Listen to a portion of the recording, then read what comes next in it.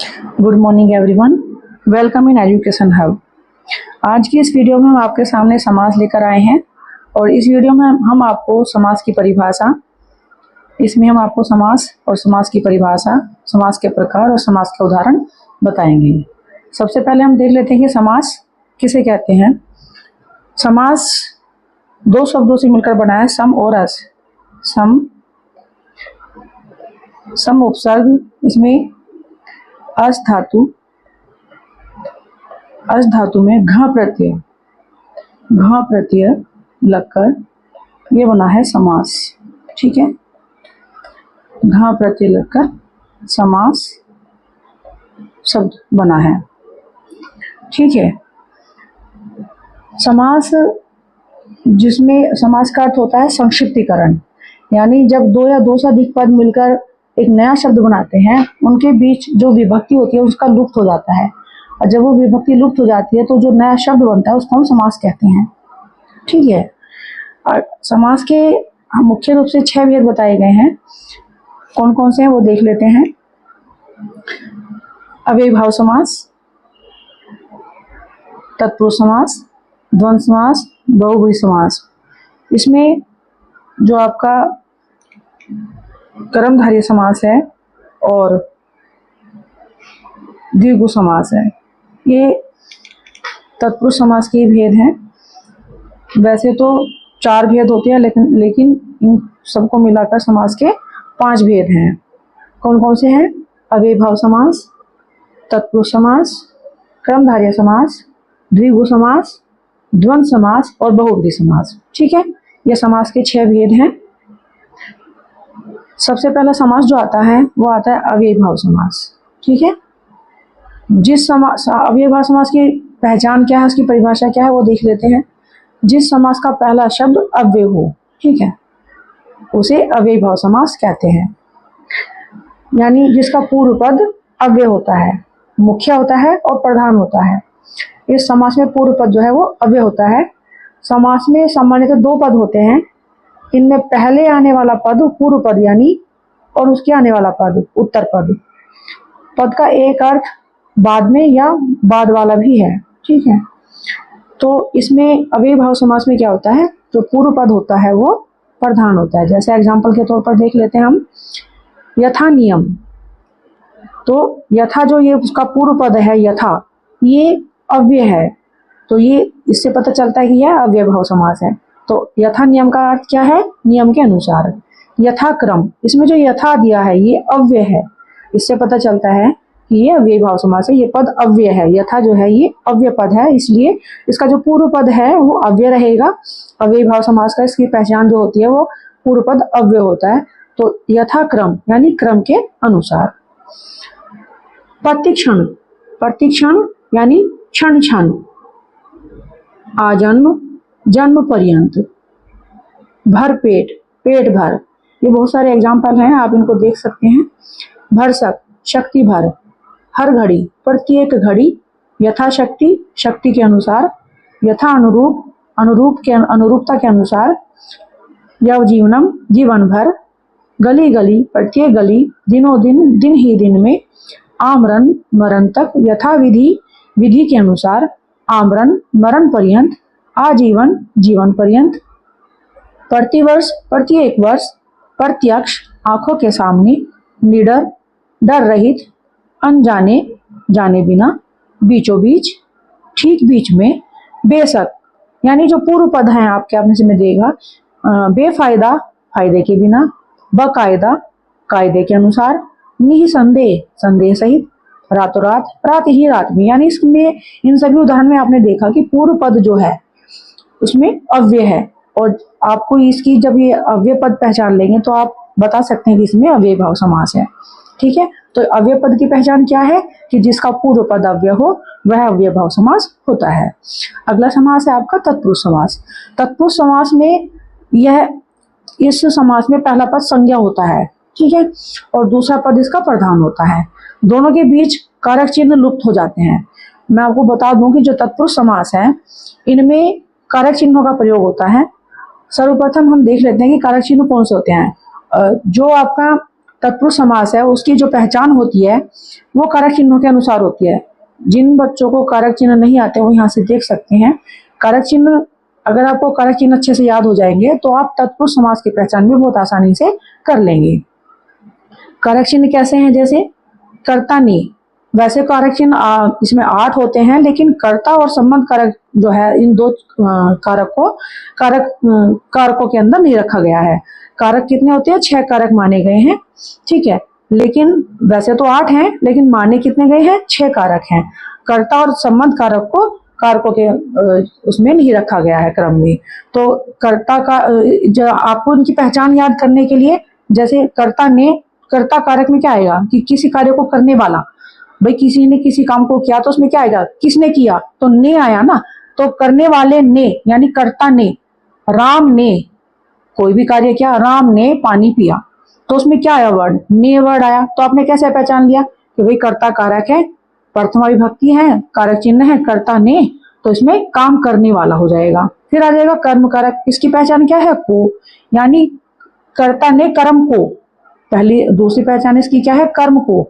राम ने लक्ष्मण को धनुष या बांध दिया या पहन दिया, किसी ने किसी को कुछ भी दिया। यहाँ जो को आया है इसकी पहचान है कर्म को, जिस पर काम का प्रभाव पड़ता है, यानी कर्ता के द्वारा जिस कार्य पर प्रभाव पड़ता है वहां को आएगा, वहां पर कर्म कारक हो जाएगा, ठीक है। और जिसके द्वारा किया जाता है, भाई जिस कार्य को हम कर रहे हैं, वो जो कार्य किया जा रहा है वो किसकी सहायता से किया जा रहा है, यानी हम एक पत्र लिख रहे हैं, पेन से पत्र लिख रहे हैं, तो किससे लिख रहे हैं, पेन से लिख रहे हैं। तो सहायता किससे सहायता ले रहे हैं, हम पेन से ले रहे हैं, पेन के द्वारा। तो जिसके द्वारा कर्ता काम को करे, भाई वह स्कूटर से मार्केट जा रहा है, वह पुस्तक से पढ़ रहा है, ठीक है, या वह गाड़ी के द्वारा घूमने के लिए गया है।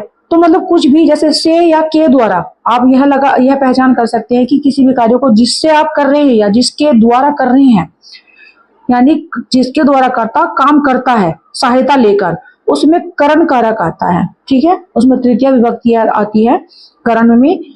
अगला है संप्रदान। संप्रदान में होता है को या के लिए, जिसके लिए क्रिया की जाए, जिसके लिए क्रिया की जाती है, खाने के लिए, पीने के लिए, जाने के लिए, आने के लिए, सोने के लिए, उठने के लिए, बैठने के लिए इत्यादि। इस तरह की जो आती है वो संप्रदान के अंदर आती है कि उसने खाने के लिए जो है क्या लिया, केले लिए, उसने खाने के लिए केले लिए, है ना, या उसने जो है पीने के लिए पानी लिया, तो के लिए आ गया ना। जिसके लिए क्रिया की जाए, जो क्रिया की गई वो किसके लिए की गई है, जहां के लिए वर्ड आ जाए, ठीक है, तो आप जान लें कि वहां संप्रदान कारक होगा। फिर आ जाता है अपादान कारक। अपादान कारक जो है वो हमेशा अलग होने के लिए यूज किया जाता है, किसी भी चीज से अलग होना, पेड़ से पत्ते अलग हुए, है ना, तो यहाँ अलग हो जाना। अपादान कारक जो आएगा, जो हमेशा जहां भी इसका प्रयोग किया जाएगा, किसी भी वस्तु जुदा अलगाव होना, किसी चीज का किसी से अलग हो जाना, वहां क्या होगा, अपादान कारक चिन्ह हो जाएगा। संबंध कारक आप बहुत आसानी से पहचान लेंगे, इसमें का, की, के, ना, नी, ने, रा, री, रे अन्य पदों से संबंध इनका होता है। इसमें संबंध होता है किसी का भी किसी चीज से, तो आप इसकी पहचान कर सकते हैं कि राम का भाई, है ना, इस तरह से। तो इस तरह से आप इसकी पहचान करेंगे संबंध कारक की। फिर आ जाता है अधिकरण। अधिकरण में होता है क्रिया का आधार, यानी किस में कर रहा है, वो किस पर कर रहा है, मेज पर कर रहा है, घर में कर रहा है, गाड़ी में कर रहा है, या सड़क पर कर रहा है। इस प्रकार के जो आप प्रयोग करके देखेंगे वाक्य में कि में या पर, जहां पर में या पर होगा, या क्रिया का जो आधार होता है कि वो क्रिया कहां पर किस में की जा रही है, इस तरह से वहां पर अधिकरण कारक होगा। और आपको पता है कि संबोधन जो है यह कारक चिन्हों के अंदर नहीं माना जाता है। इसका जो पहचान है वो है हे, अरे, अजी, किसी को पुकारना या बुलाना, इस तरह से इसमें संबोधन करके कि हे राम इधर आओ, अरे लड़की, अरे सुमन इधर आओ। तो इस तरह से जो आप संबोधन कारक होता है, ये इस तरह से इसका प्रयोग किया जाएगा। ये तो है कारक चिन्ह। आपको कारक चिन्ह याद हो जाएंगे तो आप आसानी से तत्पुरुष समास की पहचान कर सकते हैं। तो तत्पुरुष समास को देख लेते हैं। इसमें ये तत्पुरुष समास है। तो मैंने आपको बताया कि इस समास में पहला पद संज्ञा होता है, इसमें दूसरा पद प्रधान होता है और दोनों के बीच का कारक चिन्ह लुप्त हो जाता है। जैसे ये कुछ एग्जाम्पल दिए हैं, मैं यहाँ आपको समझा देती हूँ एग्जाम्पल देकर। पहला है कर्म कारक। मैंने आपको बताया कि अगर आपको कारक चिन्ह याद है, ठीक है, अगर आपको कारक चिन्ह याद है तो जैसे इसमें दिया है कर्म, द्वितीय तत्पुरुष समास कर्म तत्पुरुष को विभक्ति को का लोप हो जाता है, इसमें को का लोप हो जाता है। कर्म कारक, इसमें को का लोप, ये जो तत्पुरुष समास है इसमें द्वितीय तत्पुरुष समास, इसमें को का लोप हो जाता है कर्म कारक। जैसे परलोक गगन गमन, परलोक को गमन, यानी परलोक गमन से आप यहाँ देख सकते हैं कि इसका जो विभक्ति आ रही है वो परलोक को गमन की आ रही है। ग्रंथकर्ता, ग्रंथ को करने वाला, ठीक है, ग्रंथ को करने वाला। यश प्राप्त, यानी यश प्राप्त किया, तो किसको प्राप्त किया? यश को प्राप्त किया, तो यहाँ पर क्या आ गया? यश को प्राप्त किया। स्वर्ग प्राप्त, अब आप ऐसे भी करके देख सकते हैं कि भाई किसको प्राप्त किया? स्वर्ग को प्राप्त किया, तो यहाँ को आया तो आप क्या कह देंगे? कर्म कारक है भाई, है ना भाई, कर्म कारक है। आपने विभक्ति को पहचान लिया कि भाई यहाँ पे कर्म, अच्छा ये कर्म है भाई, को है इसमें, तो ये तो द्वितीय विभक्ति आ गई, द्वितीय कर्म कारक तत्पुरुष समास है, ठीक है, तो इसलिए से आप इसकी पहचान कर सकते हैं। मरणासन, मरणासन होता है मरण को पहुंचा हुआ, यानी जिसकी स्थिति बिल्कुल मरने वाली हुई होती है, ठीक है, उसको कहते हैं मरणासन। गृहागत, गृहागत होता है घर को आगत, यानी घर को आया हुआ, ठीक है।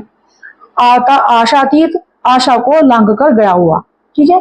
तो को आपने यहाँ देखा, जितने भी मैंने वाक्य में इसमें प्रयोग किया है, जितने भी ये आपको शब्द दिए गए हैं विभक्ति के साथ, आप इसमें जब पढ़ेंगे तो इससे आपको यह अंदाजा हो जाएगा कि इसमें भाई द्वितीय तत्पुरुष समास लगा हुआ है, यानी कर्म तत्पुरुष समास है, करने वाले का इस पर प्रभाव पड़ रहा है सीधा सीधा, ठीक है। अगला देख लेते हैं कर्म तत्पुरुष समास। कर्म तत्पुरुष समास में क्या होता है? तृतीय तत्पुरुष समास तत्पुरुष है ये, इसमें कारण कारक की विभक्ति से ये द्वारा का लोप हो जाता है। इसमें किसका लोप हो जाता है? इसकी कर्म कारक के चिन्ह क्या है? से या द्वारा जो होता है। तो इनका जब हम समास में पद में यूज करते हैं तो ये जो विभक्तियां हैं इनका लोप हो जाता है। ये जो इनका लोप हो जाएगा तो कैसे बनेगा? इसका तुलसीकृत, यानी अब इसका अगर हम ये विभक्ति जो विग्रह पद है इसको देखें, ये तो समस्त पद है इसका, अगर हम इसका विग्रह पद देखें तो तुलसी द्वारा कृत, अब तुलसी कृत हमने बोल दिया, ये समस्त पद है इसका, और तो हम क्या कहेंगे कि भाई किसके द्वारा है? ये तुलसी द्वारा कृत है, तो तुलसी कृत, तुलसी द्वारा कृत, यहाँ द्वारा है, ठीक है।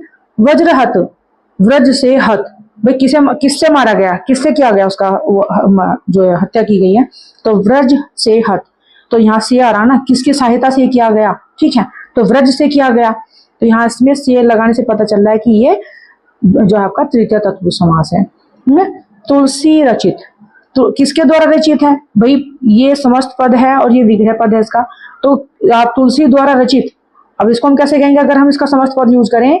तुलसी रचित कहते हैं ना, तो तुलसी रचित है तो तुलसी द्वारा रचित, इससे आपको पता चल रहा है कि इसमें तृतीय तत्पुरुष समास है। रस भरा, अब कहीं से भरा हुआ है? भाई हमने समस्त पद में हमने बोल दिया ना शॉर्ट में रस भरा, लेकिन कहीं से भरा है हम ये भी तो कहेंगे, हमने समस्त पद में तो बोल दिया रस भरा, लेकिन हमें पता होना चाहिए ना कि कहीं, अब हम रस भरा से बोलते ही एकदम ये आ रहा है ना कि वो रस से भरा है, तो यानी हमारे मुख से क्या निकला? सीधा से भरा हुआ है, रस से भरा हुआ है, तो रस भरा बोल दिया हमने समस्त पद में, विग्रह पद करेंगे तो रस से भरा हुआ। मुंह मांगा, अब मुंह मांगा इसका समस्त पद है, मुंह मांगा, तो किससे मांगा उसने? मुंह से मांगा, तो यहाँ आ रहा है से मांगा, मुंह से मांगा, तो इसमें क्या है? तृतीय तत्पुरुष समास है। भूख मरा, अब कहीं से मर रहा है वो? भूखा, भूख से मर रहा है ना, से आ गया ना, किस मतलब आप ये ऐसे भी बोल सकते हैं कि भूख मरा, तो कैसे मरा? भूख से मरा, तो ऐसे लगा के एकदम आपको पता चल गया ना कि यहाँ से आ रहा है, और जहां से लग जाए तो वहां तृतीय तत्पुरुष समास है। ऐसे ही नेत्रहीन, भाई हीन तो है, कहीं से है वो? नेत्रों से हीन है, तो जब जहां से आ जाए एकदम आपके कहते ही मुंह से, वहां तृतीय तत्पुरुष समास हो जाएगा। ईश्वर दत्त, अब किसके द्वारा दिया गया है भाई? ईश्वर द्वारा दत्त, यानी ईश्वर के द्वारा दिया गया है, तो यहाँ ईश्वर द्वारा दत्त, ईश्वर के द्वारा दिया गया, तो ये तृतीय तत्पुरुष समास है। इसके एग्जाम्पल ये कुछ हैं, और इससे भी कुछ और अच्छे एग्जाम्पल विस्तार पूर्वक मैं आपको एक शॉर्ट वीडियो में अलग से उदाहरण के तौर पे डाल दूंगी, जिसमें आपको बहुत आसानी हो जाएगी पढ़ने के लिए। यह है संप्रदान तत्पुरुष समास, इसे भी देख लेते हैं। इसमें चतुर्थी विभक्ति होती है। चतुर्थी तत्पुरुष समास संप्रदान तत्पुरुष, संप्रदान के लिए का लोप हो जाता है इसमें, ठीक है। संप्रदान तत्पुरुष समास है, संप्रदान का कहाँ करते हैं कारक चिन्ह में, के लिए। तो जहां के लिए आ जाता है वहां पर हमारा संप्रदान तत्पुरुष समास हो जाता है। और जब हम इसका समस्त पद में प्रयोग करेंगे तो के लिए शब्द का जो है वो लोप हो जाता है। जैसे हथकड़ी, अब यहाँ जो हथकड़ी कहीं के लिए होती है, हाथ के लिए होती है भाई, हथकड़ी। अब हथकड़ी, हथकड़ी, हाथ का क्या हो गया, हाथ, और कड़ी, कड़ी, हाथ कड़ी, तो हाथ की कड़ी या हाथ के लिए कड़ी, तो आ गया ना यहाँ पे कि हाथ के लिए कड़ी बनाई गई है। भाई हथकड़ी बनाई गई है तो हाथ के लिए बनाई गई है। किसके लिए बनाई गई है हथकड़ियां, भाई कहाँ बनाई जाती है, हाथों में पहनाई जाती है। तो ये क्या हो गई है, हथकड़ी हो गई है। तो के लिए, यहाँ हथकड़ी में के लिए का लोप हो जाता है, ठीक है। सत्याग्रह, अब किसके लिए आग्रह वो किया था इन्होंने, आग्रह, सत्य के लिए आग्रह किया था ना, सत्याग्रह। तो के लिए आ गया यहाँ पर, समस्त पद में सत्याग्रह है, और अगर हम इसका विग्रह करते हैं तो सत्य के लिए आग्रह। ये आपका संप्रदान तत्पुरुष समास आ जाता है। गुरु दक्षिणा, किसके लिए दक्षिणा दी उन्होंने, भाई हमने किसी भी गुरु से जब हम शिक्षा प्राप्त कर लेते हैं और जब हम दक्षिणा देते हैं तो किसके लिए देते हैं, गुरु के लिए दक्षिणा देते हैं, तो हम उसको क्या बोलते हैं, गुरु दक्षिणा।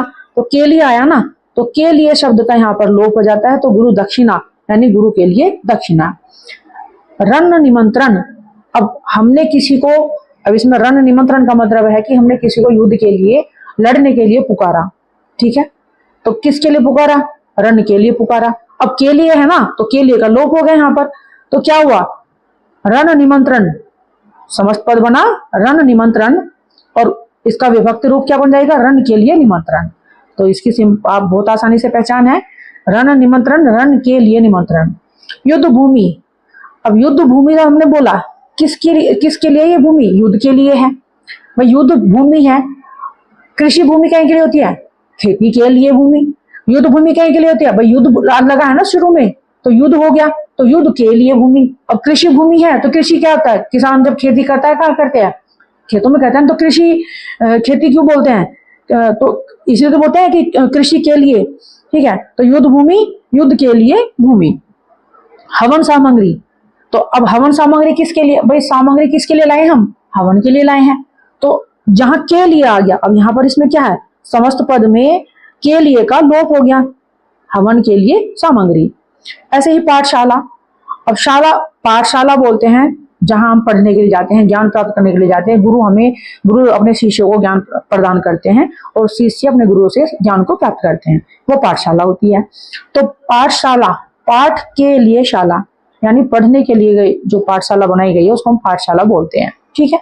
ये आपका संप्रदान तत्पुरुष समास के कुछ उदाहरण थे, इन्हें ध्यानपूर्वक पढ़ लें। एग्जाम में यूपी पुलिस कांस्टेबल के एग्जाम में इस तरह के जो है उदाहरण आपसे बहुत ज्यादा पूछे जाएंगे। ये वीडियो मेरी खास तौर से यूपी पुलिस की जो बच्चे तैयारी कर रहे हैं उनके लिए बनाई है, और वो इससे बहुत अच्छे से अपनी तैयारी कर सकते हैं, ठीक है। अगला है अपादान तत्पुरुष समास। अपादाने पंचमी, मैं संस्कृत में बोल रही हूँ वैसे तो आपसे, लेकिन मैं हिंदी में बता दूं आपको कि अपादान में पंचमी विभक्ति आती है।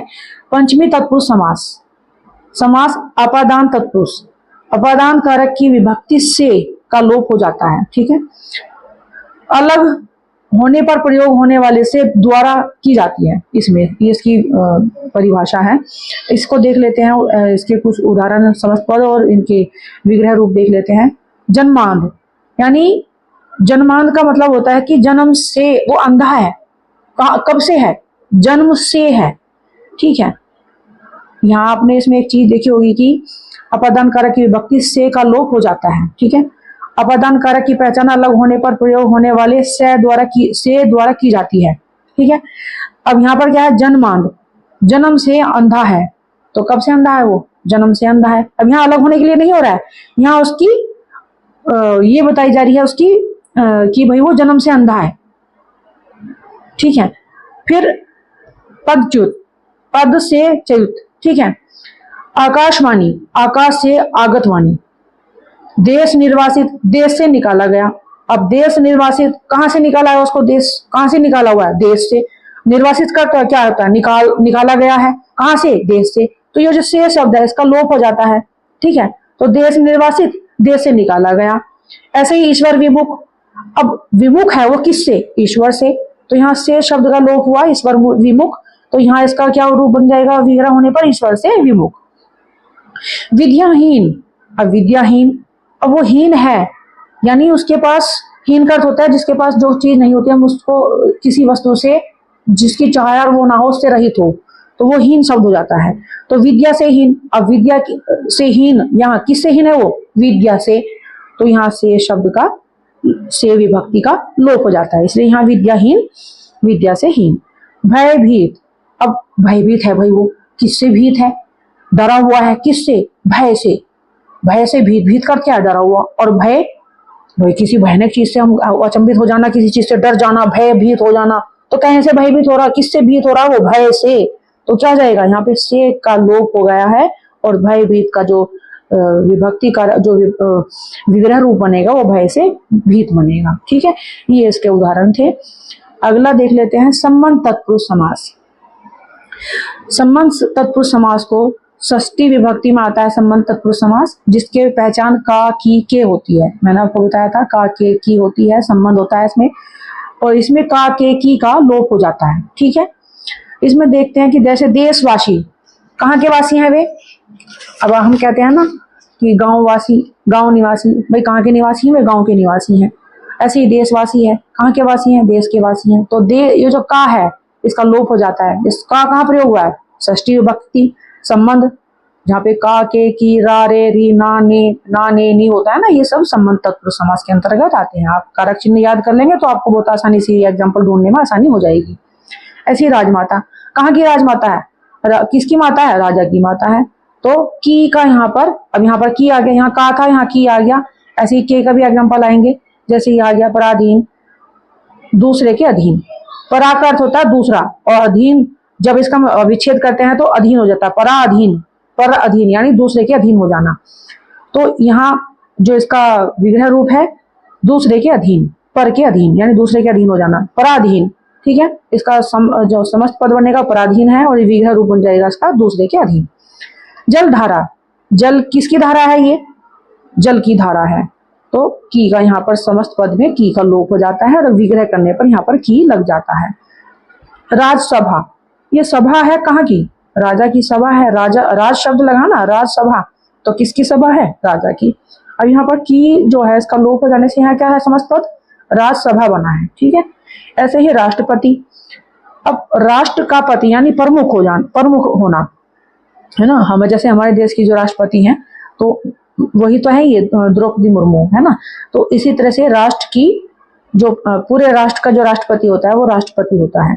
तो यहाँ पे जो कारक चिन्ह है उसका लोप हो जाता है, तो ये राष्ट्रपति बन जाता है समस्त पद में, और विग्रह होने पर बनेगा क्या? राष्ट्र का पति यानी प्रमुख। राजपुत्र, अब पुत्र है वो किसका? राजा का, राजपुत्र। तो यहाँ का जो ये लोप हो जाता है, तो राजपुत्र समस्त पद में बनेगा राजपुत्र, और विग्रह होने पर राजा का पुत्र। ये संबंध कारक षष्ठी तत्पुरुष समास की जो है पहचान है। और जैसे राजरानी, राजा की रानी, तो षष्ठी तत्पुरुष समास की पहचान क्या है? जिसमें का, की, के, रा, री, रे, ना, नी, ने, इस तरह के जहां आपको विग्रह करने पर प्राप्त हो जाएंगे वहां आपका संबंध तत्पुरुष समास आ जाता है। अगला समास देख लेते हैं, अधिकरण। अधिकरण सप्तमी तत्पुरुष समास होता है, जिसमें में और पर, जहां पर अधिकरण कारण की विभक्ति में पर लोप हो जाता है, ठीक है। अधिकरण तत्पुरुष समास होता है।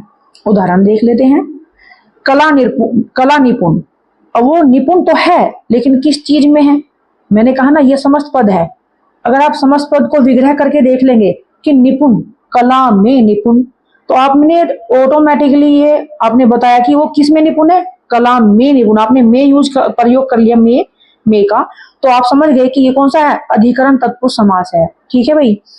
आप बीती, किस पर बीती हुई है? स्वयं पर बीती हुई है। आप बीती कैसे कहते हैं कि जिस पर बीतती है उसको ही हम आप बीती कहते हैं, उसे हम स्वयं पर बीती हुई बात भी कहते हैं। यानी आप पर या स्वयं पर बीती हुई, पर आ गया ना यहाँ पर, में या पर। मैंने कहा ना आपको सप्तमी विभक्ति की जो पहचान है तत्पुरुष समास की, वो में या पर होती है, और में और पर का लोप हो जाता है।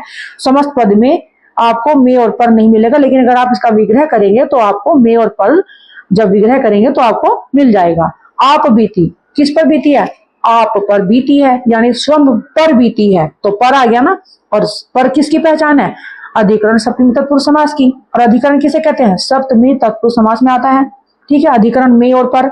ऐसे ही देशाटन, देश में अटन यानी मात्रा, देश में अटन, तो में आ गया ना यहाँ पर। अगर हम इसका समस्त पद देखते हैं देशाटन, अगर हम इसका विग्रह करते हैं तो में आ जाता है, और में का लोप होने से देशाटन इसका समस्त पद है, विग्रह होने पर में आ जाएगा। तो ये अधिकरण तत्पुरुष समास है। दानवीर, अब वीर है वो कहीं में, दान करने में, है ना। जैसे दानवीर कौन थे? कर्ण थे। कर्ण ने क्या कर दिया था? अपने जो उनको रक्षा कवच मिले थे उनको उन्होंने दान कर दिया था। तो दानवीर, तो दान में जो वीर होते हैं उनको कहते हैं दानवीर। तो यहाँ पे समस्त पद में दानवीर है और विग्रह करने पर में होता है, तो में का लोप होने से दानवीर बना है।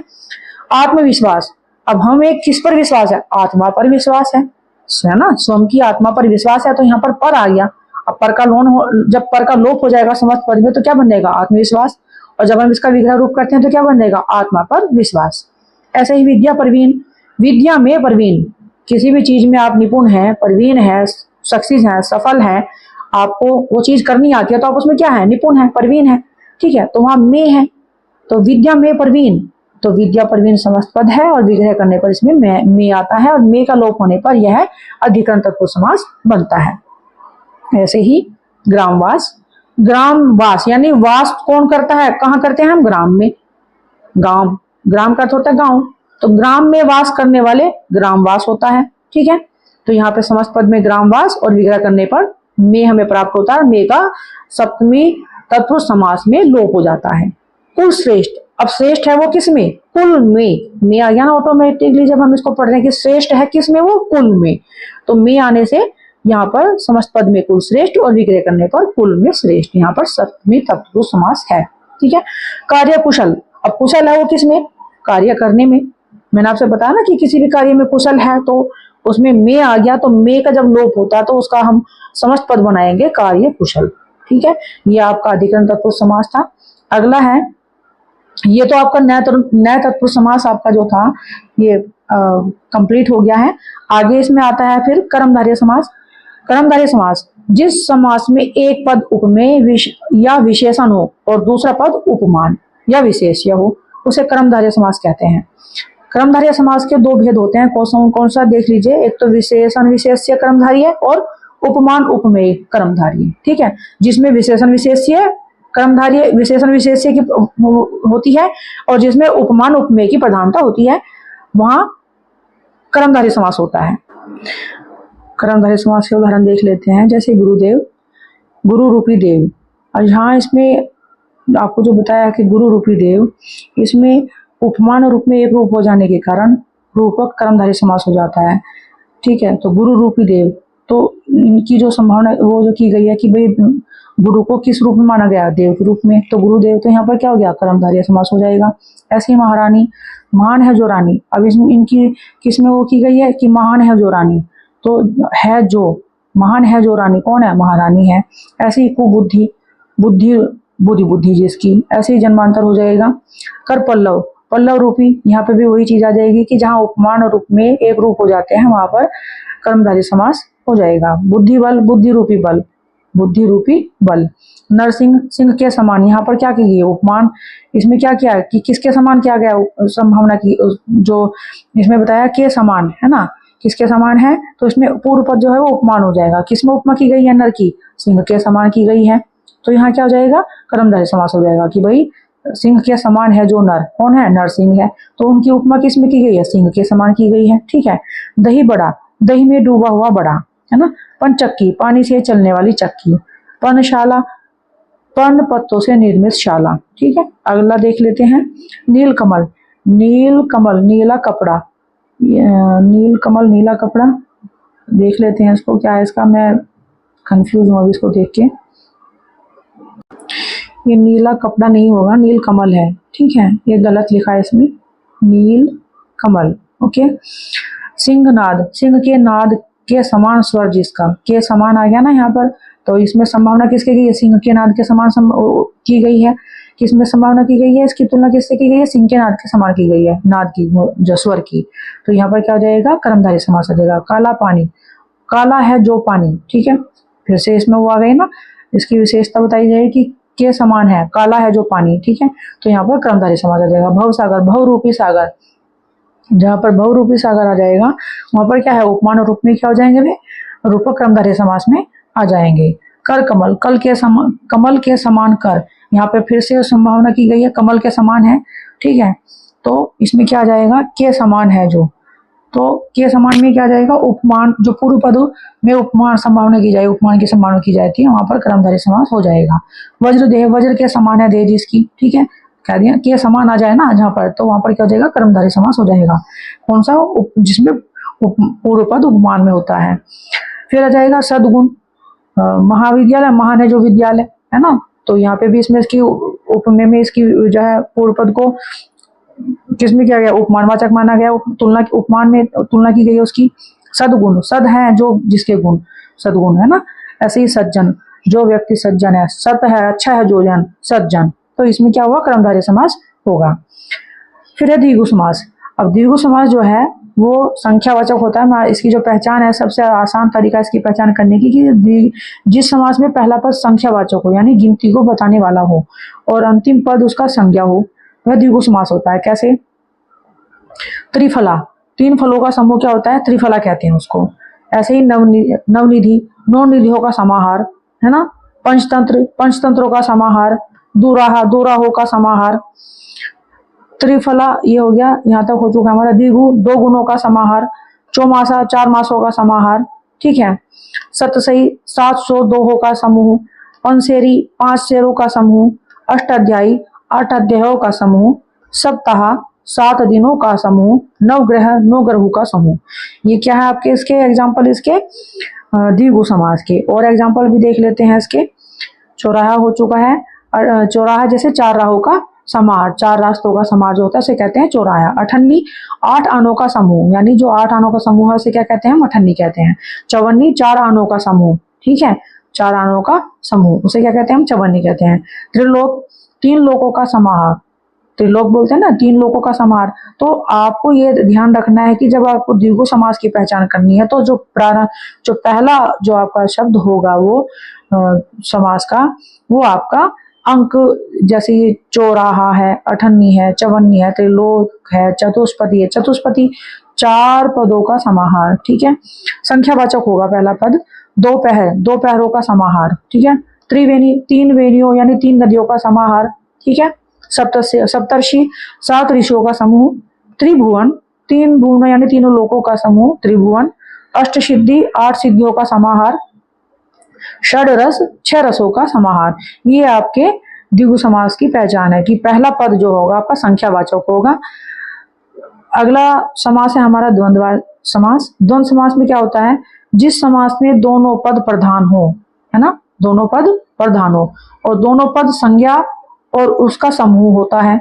इसमें और वा अथवा आदि का लोप पाया जाता है। और वा अथवा आदि का लोप पाया जाता है। कैसे, माँ बाप। अब इसकी पहचान आप कैसे करेंगे, द्वंद्व समास यानी माता पिता, माँ और बाप, माता पिता, ये क्या है, द्वंद्व समास है। इसमें वा और, ये इस तरह के आपको, जब आप इसका विग्रह करेंगे पद का, माँ बाप का विग्रह करेंगे माँ और बाप, माता पिता का करेंगे माता और पिता, दाल रोटी का करेंगे दाल और रोटी, सीता राम का करेंगे सीता और राम, भीम अर्जुन का करोगे भीम और अर्जुन। तो जहां और वा आ जाएगा, ठीक है, विग्रह करने पर समस्त पद का, तो वहां क्या हो जाएगा आपका द्वंद्व समास आएगा।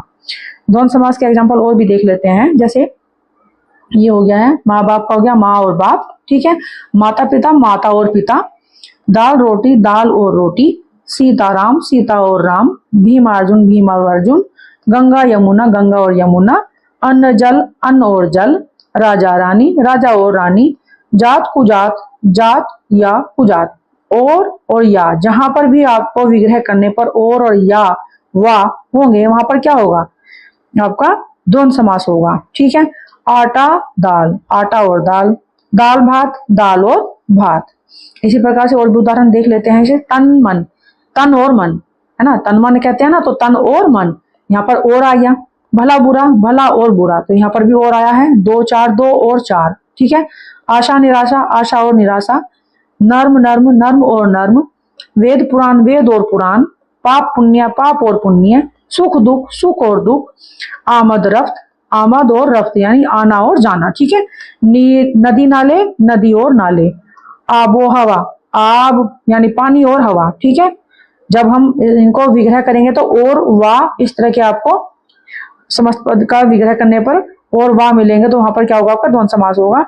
नानो विशाल, नाम और निशान, ठीक है। नामो निशान, नाम और निशान। लव कुश, लव और कुश, ये क्या है आपके द्वंद समास के उदाहरण है। फिर आ जाता है बहुब्रीहि समास, ठीक है। बहुब्रीहि समास, जिस समास में न तो पूर्व पद प्रधान होता है और न उत्तर पद प्रधान होता है। समस्त पद क्या करता है, किसी अन्य पद का विशेषण होता है, यानी तीसरा जो पद हो निकलेगा वो उसका विशेषण होता है, उसे क्या कहते हैं, हम बहुब्रीहि समास कहते हैं। जैसे पीतांबर, इसका विग्रह कैसे करेंगे। पीत है अंबर जिसका, यानी पीला है वस्त्र जिसका, उसे क्या कहेंगे, कृष्ण। पीत, यहाँ पर क्या है, पीत क्या है, प्रधान है, और जो अंबर है वरण, पीला वस्त्र वाला कृष्ण, कौन, पीले वस्त्र को धारण करने वाला कौन है, भगवान कृष्ण है। तो यहाँ बहुब्रीहि समास है। बहुब्रीहि समास की जो अन्य परिभाषा है वो इस प्रकार से, जैसे इस समास में दो पद रहते हैं जिसमें अन्य पद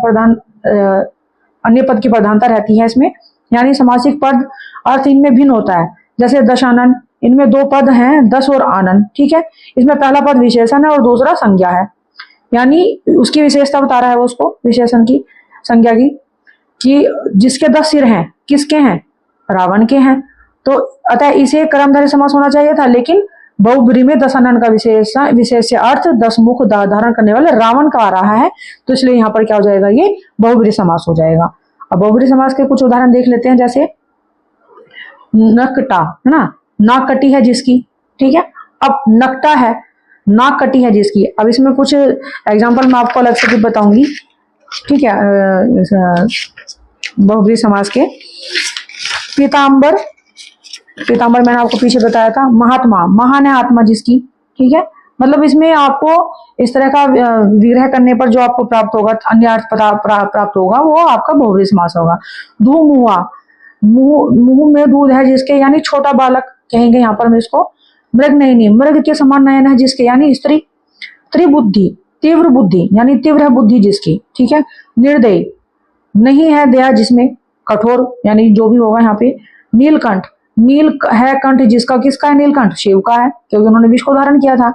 तपोवन, तप ही धन है जिसका, किसका है तपोवन, वही तपस्वी का होता है। तो तपोधन, तपोधन, तप ही है धन जिसका, तपस्वी का। निशाचर, अब रात को चलने वाले कौन होते हैं, राक्षस। निशाचर रात में चलता है जो राक्षस। दीर्घ बाहु, दीर्घ है बाहु जिसके, विष्णु, जिनकी भुजाएं लंबी हैं वे कौन है, भगवान विष्णु है।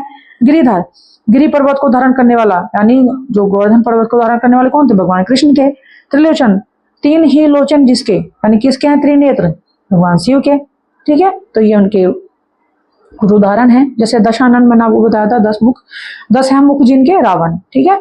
ऐसे ही गजानन, गज के समान आनंद मुख, यानी गज के समान है जिसका मुख, वो कौन है, भगवान गणेश।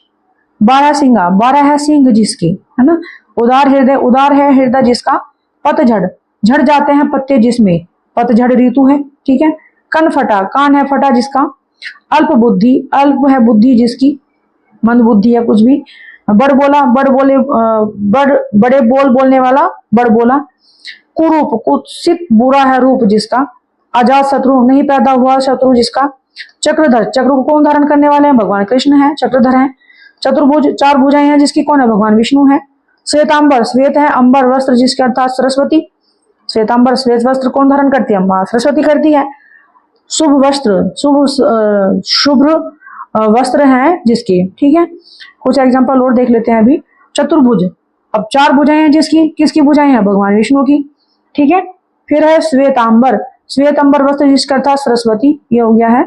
शुभ वस्त्र, ये भी हो चुका है। चंद्रशेखर, चंद्र है शेखर मस्तक पर जिसके, अर्थात शिव। चंद्रशेखर, चंद्र है शेखर मस्तक पर जिसके, किसके मस्तक पर है, चंद्र, चंद्रमा भगवान शिव के मस्तक पर है, ठीक है। तो ऐसे त्रिवेणी है, 3 नदियों का संगम स्थल प्रयागराज।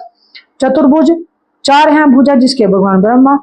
फिर राजीव लोचन, राजीव के समान लोचन नेत्र हैं जिसके। दिगंबर, दिशाई ही वस्त्र हैं जिसके अर्थात नग्न, ठीक है। चंद्रमुखी, भाई दिगंबर दिशाई ही है वस्त्र जिसके अर्थात नग्न।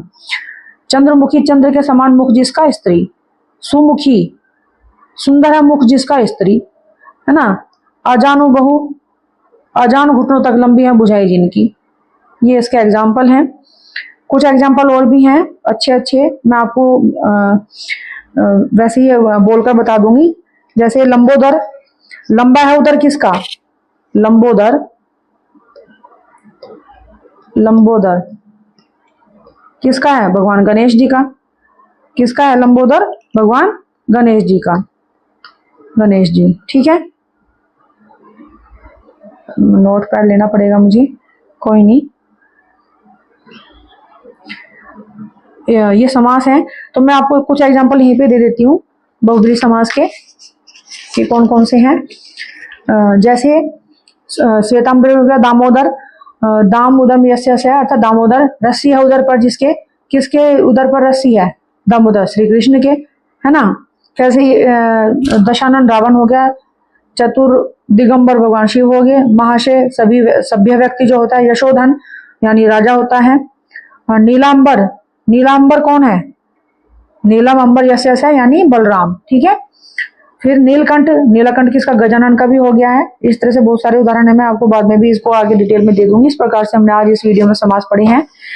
और ये समास के मैं आखिरी में फिर से आपको एक बार बता देती हूँ कि समास के 6 प्रकार होते हैं, कौन कौन से आते हैं। अव्ययभाव समास होता है, ठीक है। तत्पुरुष समास होता है, समास के भेद हैं। तत्पुरुष समास होता है, द्विगु समास होता है, द्वंद्व समास होता है, क्रमधारी और बहुब्रीहि समास। इस प्रकार से हमने इस वीडियो में क्या पढ़ाया है, समास पढ़े हैं।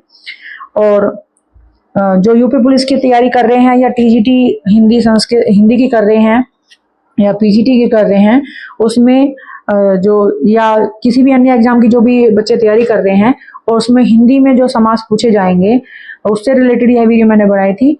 और इस वीडियो को लाइक करें, कमेंट करें, चैनल को सब्सक्राइब करें और मुझे कमेंट करके बताएं कि यह वीडियो आपको कैसी लगी आपको, और आगे नई वीडियो बनाने के लिए आपको किस टॉपिक पर नई वीडियो चाहिए मुझे कमेंट करके बताएं। Thank you for watching this video. Video को लाइक करें, चैनल को सब्सक्राइब करें और कमेंट करके बताएं कि आपको ये वीडियो कैसी लगी और नेक्स्ट वीडियो आपको किस टॉपिक पर चाहिए। Thank you.